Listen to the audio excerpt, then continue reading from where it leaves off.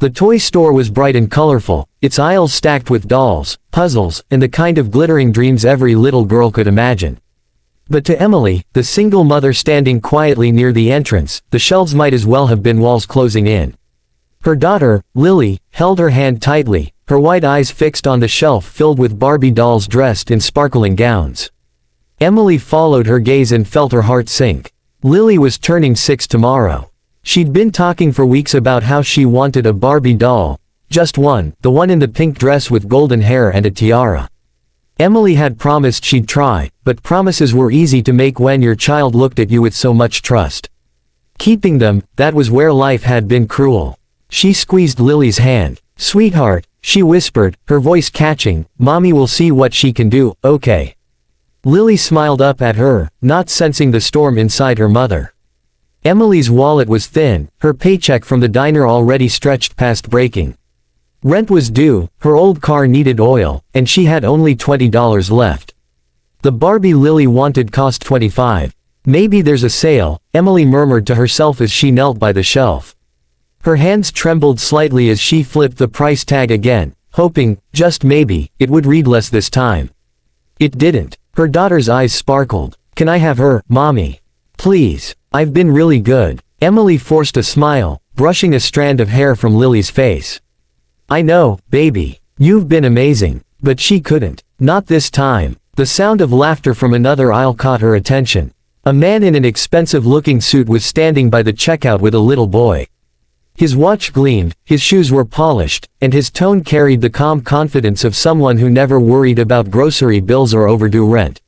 He looked like the type of man who owned everything and wanted for nothing. Emily turned away quickly. She didn't want pity, not from anyone. Especially not from people who couldn't understand what it meant to choose between electricity and groceries. She looked down at Lily. "Sweetheart," she whispered, her throat tightening, "I can't give you a Barbie doll for your birthday." Lily blinked, confused. "But you said you'd try." "I did," Emily said, tears threatening to fall. "But sometimes, Mommy just can't." "Maybe next time, okay." Lily's lower lip trembled, but she nodded bravely. "That's okay. Maybe Barbie will wait for me." Emily wanted to break. Her little girl's kindness only made the pain worse. She picked her up and kissed her cheek. "I'm so proud of you," she whispered, forcing the words through the lump in her throat. From behind them, a deep voice said softly, "Excuse me." Emily turned, startled. It was the man from the checkout counter, the one in the suit. He was tall, maybe in his late 30s, with sharp features and eyes that looked like they'd seen more than they let on. His son stood shyly beside him, holding a toy truck. "I couldn't help overhearing," he said gently. "Is it her birthday tomorrow?" Emily stiffened. She hated charity. She hated the look people gave when they thought they were helping some poor single mom. "Yes," she said curtly. "But it's fine. We don't need anything." The man nodded slowly, as if choosing his words carefully. "I understand. I didn't mean to intrude." He glanced at Lily. "You have a beautiful daughter." "Thank you," Emily replied, already turning to leave. But Lily smiled at him innocently. "Hi. I'm 6 tomorrow." The man's lips curved. 6. That's a big number. "Happy early birthday." Lily beamed. "Thank you, mister." Emily's heart softened a little. "Come on, baby, let's go." As she walked away, the man watched them. Something about the woman's tired eyes tugged at him. He'd seen that same look once, on his own mother's face, years ago, before life had changed everything. He had grown up with nothing before building an empire that made him the CEO of one of the country's largest toy companies, ironically, the same company that made Barbie dolls. His name was Nathan Cole. And for some reason, he couldn't shake the image of that woman walking away with her head bowed but her back straight. The next morning, Emily woke early. She'd baked a small cake using what ingredients she had left.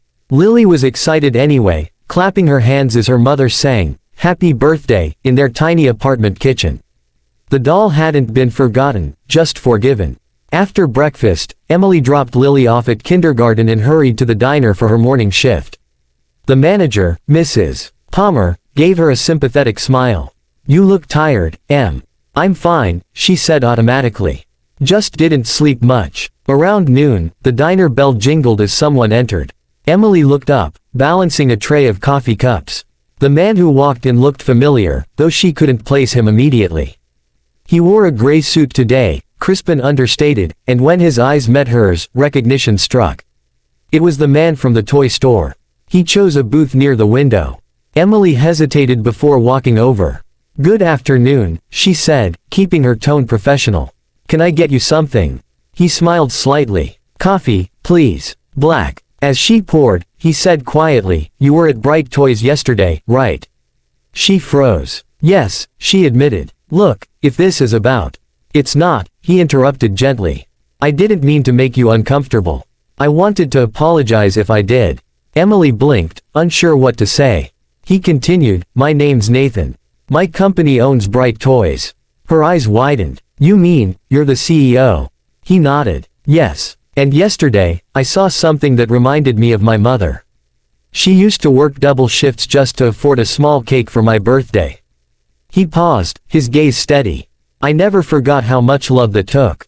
Emily's throat tightened again. "That's kind of you to say, but, really, you don't have to." "I'm not offering charity," he said softly.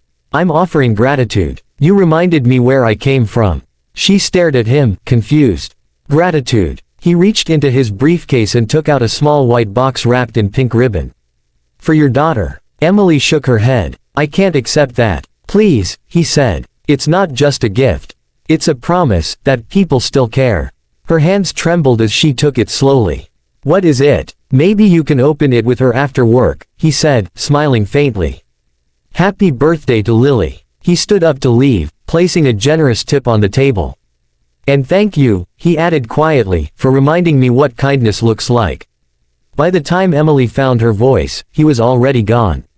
That evening, when she came home, Lily ran to her, her little arms wrapping tightly around her waist. "Mommy, you're home. Can we open it now?" Emily laughed through her exhaustion. "You were supposed to wait for me."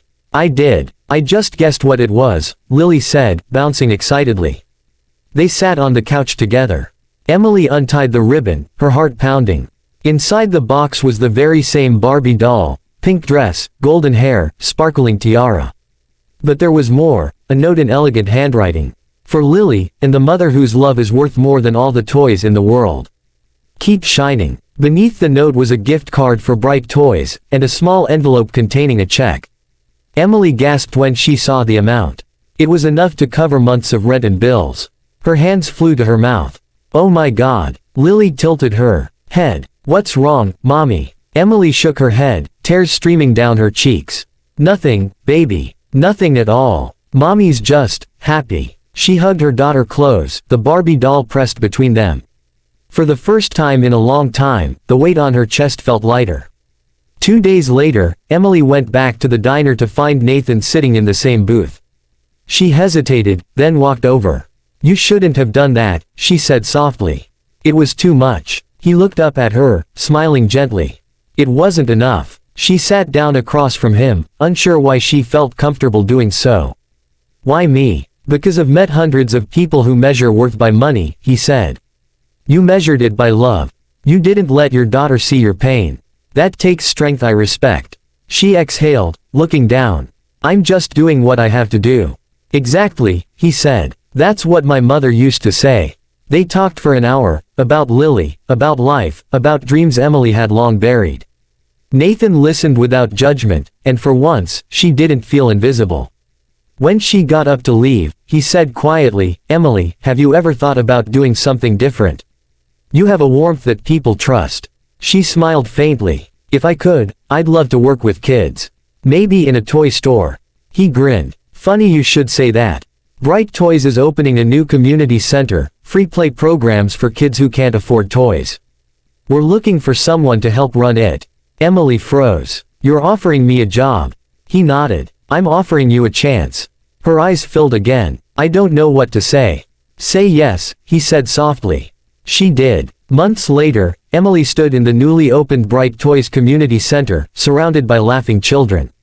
Lily ran up to her, holding her Barbie doll, her face glowing. "Mommy, look, she's still my favorite." Nathan stood nearby, watching with quiet pride. "She looks happy," he said. "She is," Emily replied, smiling. "We both are." He glanced at her, his tone thoughtful. You know, I used to think success was about numbers. But now I think it's about moments like this. Emily met his gaze. Sometimes all it takes is one person believing you deserve more. Nathan's eyes softened. Sometimes it takes two. As the sun poured through the windows, filling the room with golden light, Emily realized something. Life hadn't given her much, but it had given her enough to believe again. And all it started with was the day she couldn't buy a Barbie doll.